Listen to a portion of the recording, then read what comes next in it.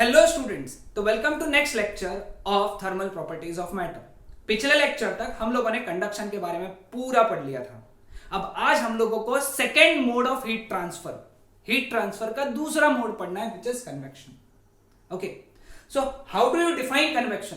Conduction को कैसे define किया था एक बार हम लोग वो रिवाइज कर लेते, क्योंकि वही डेफिनेशन के हिसाब से कन्वेक्शन की डेफिनेशन है। सो कंडक्शन कैसे डिफाइन किया था?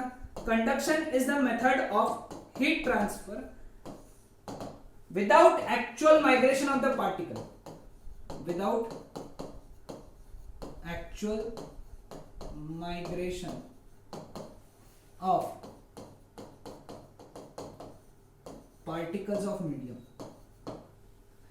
अब कन्वेक्शन को अगर डिफाइन करना है ना, तो convection is also the mode of heat transfer. ये हीट ट्रांसफर का ही तरीका है with actual migration of the particles.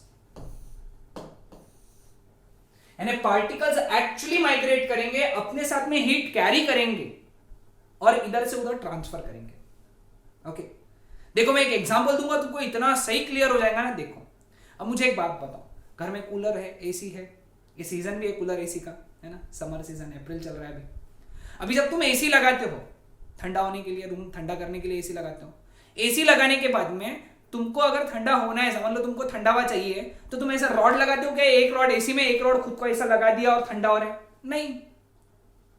नहीं ना, ऐसा तुमको ठंडा हवा कैसे महसूस हुआ? उस एसी ने क्या किया?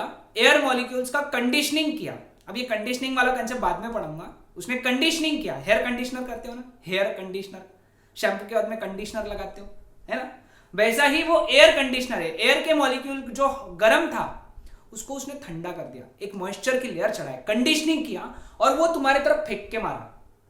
यानी वो पार्टिकल एक्चुअली माइग्रेट हुआ तुम्हारी तरफ, और तुमको ठंडा हुआ फील हुआ। मतलब this is also the mode of heat transfer with actual migration of the particles. Okay, समझ में आया सबको? ध्यान में आया कंसेप्ट? यहां पे पार्टिकल्स एक्चुअली माइग्रेट करेंगे। ओके, किसमें? कन्वेक्शन में। कंडक्शन में पार्टिकल्स माइग्रेट नहीं करते, इसीलिए convection is faster than conduction. Convection is always faster than conduction. Conduction से बहुत फास्ट होता है, क्योंकि बस कुछ नहीं, पार्टिकल्स को ये किया, गर्म किया, ठंडा किया, फेंक दिया। ओके, समझ में? तुम जब होली का दहन होता है या कहीं पे तुम शेकोटी लगाते हो, शेकोटी समझते हैं ना सबको, बॉन फायर, कैंप फायर, जो भी तुम बोलते हो भाई, गांव के भाषा में शेकोटी कहते हैं उसको, हमारे महाराष्ट्र में। तो तुम बाजू में बैठ गए तो तुमको गर्म होने लगता है, गर्म फील होने लगता है। The reason is very simple. उसने क्या किया? वहां की एयर गर्म किया और तुम्हारे तरफ फेंक के मारा, और फटाक से गर्म लगता है। ऐसा नहीं कि 10-15 मिनट बैठ गए तुमको गर्मी नहीं लग रही है, गर्म ही नहीं हुआ, तुम बाजू में बैठे उसके, ऐसा नहीं होता है। So it is faster than conduction. हाँ, वही तुम रॉड उसके अंदर डाल के रख दो, उस शेकोटी में रॉड डालो, आयरन रॉड डालो, उसका एक एंड तुम्हारे हाथ में, दूसरा एंड उसमें, तो तुमको गर्म लगेगा, लेकिन बहुत समय बाद, क्योंकि पूरा रॉड गर्म होगा और तुमको टच होगा। वहां पे क्या हो रहा है? उस मेथड में क्या हो रहा था? रॉड में कंडक्शन हो रहा था, हवा की वजह से जो तुम्हें गर्मी आई, उसमें क्या हुआ? कन्वेक्शन हुआ। So convection is faster than conduction. हाँ, लेकिन दोनों की सिमिलैरिटी क्या है? Both requires this both methods require medium, है ना। मीडियम है तो ही कंडक्शन, तो ही कन्वेक्शन होगा। मतलब जहां मीडियम नहीं है, मतलब वैक्यूम में कंडक्शन भी पॉसिबल नहीं है, कन्वेक्शन भी पॉसिबल नहीं है, क्योंकि vacuum is nothing but absence of medium. Vacuum क्या है? एब्सेंस ऑफ मीडियम है ना, तो इसीलिए वैक्यूम में ना ही कंडक्शन होता है, ना ही कन्वेक्शन होता है। Clear with this? समझ में? So convection is the method of heat transfer with actual migration of particles of the medium. Okay, clear with this? अब कन्वेक्शन के प्रकार, सबसे पहला कन्वेक्शन होता है नेचुरल कन्वेक्शन। तो फिर नेचुरल कन्वेक्शन क्या होता है? It is the natural convection arises due to difference in the densities of the two places and is a consequence of gravity के वजह से, और दो जगह में डेंसिटीज में डिफरेंस के वजह से जो कन्वेक्शन अराइज होता है, दैट इज नेचुरल कन्वेक्शन। अब इसको समझना है तो कैसे समझना? देखो, because on account of gravity, because of account of gravity, The hot particles which are lightweight, they rise up, and the cold particles which are heavyweight try settling down. यही तो रीजन है ना, हम लोग जो एग्जॉस्ट फैन होते हैं वो ऊपर लगाते हैं, है ना, क्योंकि जो गर्म हवा है, गर्म हवा जो है वो ऊपर जाएगी और एग्जॉस्ट फैन से बाहर चल जाएगी। एग्जॉस्ट कभी तुमने नीचे नहीं देखा होगा, जमीन में नहीं देखा होगा। एसी ऊपर क्यों लगाते हैं? क्योंकि वो जो ठंडी हवा देगा वो हैवी रहेगी, कोल्ड रहेंगे, वो cold particles, these are heavy in weight, वो नीचे आएंगे, तुम्हारी तरफ अपने आप आ जाएंगे, ग्रेविटी की वजह से आ जाएंगे। ग्रेविटी मदद कर रही है ना इसमें, तो इसीलिए नेचुरल कन्वेक्शन में बैक स्टेज रोल किसका है? ग्रेविटी का है। ग्रेविटी खेल गया यहाँ पे ओके, ग्रेविटी बड़ा इंपॉर्टेंट है नेचुरल कन्वेक्शन में।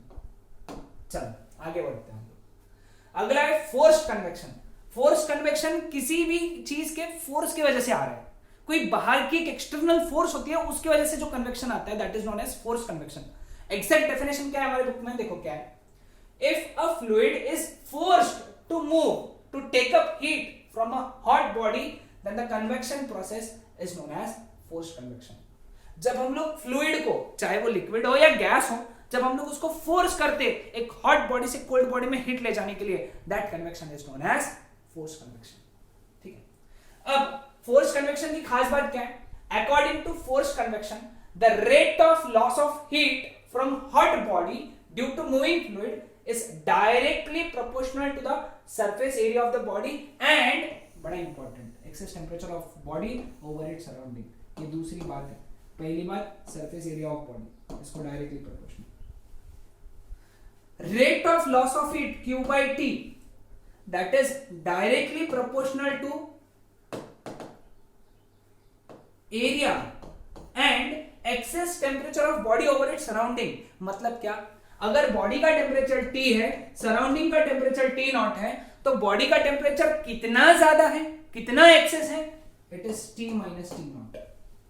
तो T माइनस टी नॉट को हम लोग क्या कहते हैं? Excess temperature of body over the surrounding, that is T minus T naught. जब प्रोपोर्शनलिटी हटेगा तो एक कांस्टेंट आएगा H, उस कांस्टेंट को हम लोगों ने बोला है H, where H is convection coefficient and convection coefficient depends on first factor, density of fluid, viscosity of fluid, specific heat of fluid, thermal conductivity of fluid। ध्यान में रखना, सब फ्लूइड के प्रॉपर्टीज पे डिपेंड करता है। कौन? Convection coefficient. तो ये पॉइंट्स नोट करके रख लो, है ना, समझ में आए? तो कन्वेक्शन का ये इक्वेशन है, इसमें ना ही K आता है, उस K की जगह H आता है, L नहीं आता है सिर्फ। कंडक्शन में L आया था नीचे में, न्यूमरेटर टाइम सॉरी L यानी लेंथ था, वो डिनोमिनेटर में आया था। ठीक है, तो फोर्स कन्वेक्शन के बारे में इतनी बातें तुमको याद रखना है। ओके, चलो पॉइंट्स टू रिमेंबर नाउ। सबसे पहला पॉइंट जो हमको याद रखना है, एमसीक्यूज के लिए इंपॉर्टेंट है, वन लाइन आंसर्स के लिए इंपॉर्टेंट है। पहला चीज कि natural convection takes place from bottom to top, while forced convection can take place in any direction, top to bottom, bottom to top, right to left, left to right। कौन? forced convection। लेकिन natural हमेशा top to bottom, क्योंकि it is due to gravity, है ना, natural convection is due to gravity। second point, in natural convection, convection current move warm air upwards and cool air downwards। ये तो मैंने तुमको अभी एक्सप्लेन किया, गर्म हवा ऊपर जाएगी, ठंडी हवा नीचे आएगी, इसलिए एग्जॉस्ट ऊपर था। एसी ऊपर इसलिए था क्योंकि जो ठंडी हवा है वो नीचे आने वाली है, समझा? Next, natural convection is not possible in gravity free region, यानी जहां ग्रेविटी नहीं है, मतलब जहां पे कौन है? वैक्यूम है, वहां नेचुरल कन्वेक्शन पॉसिबल नहीं है। And if liquids and gases are heated from top, then they transfer heat by the process of conduction and not by the process of convection.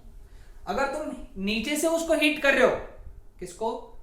कोई भी लिक्विड को, तो उसमें कन्वेक्शन आएगा, लेकिन टॉप टू बॉटम अगर हीट ट्रांसफर हो रही है, क्योंकि तुम अगर ऊपर से हीट कर रहे हो, ऊपर से किसको? लिक्विड्स और गैसेस को अगर तुम ऊपर से हीट कर रहे हो, तो उस केस में जो हीट ट्रांसफर होगा that will be due to conduction, ऐसे नीचे कंडक्शन की वजह से, कन्वेक्शन की वजह से। ठीक है, now mercury being a liquid is heated by conduction and not by convection. Mercury भले ही लिक्विड स्टेट में होता है लेकिन उसका जो हीटिंग है वो कंडक्शन से होता है, कन्वेक्शन से नहीं होता है। So these were all the concepts of convection. Convection ये पार्ट यहां पे कंप्लीट होता है, थ्योरेटिकल टॉपिक है ये पूरा, इस पे कोई न्यूमेरिकल टाइप में नहीं बनता है, सिर्फ वो इक्वेशन है वो याद रखना है। नेक्स्ट लेक्चर में हम लोग रेडिएशन ये पार्ट शुरू करेंगे, रेडिएशन। Okay, that's it.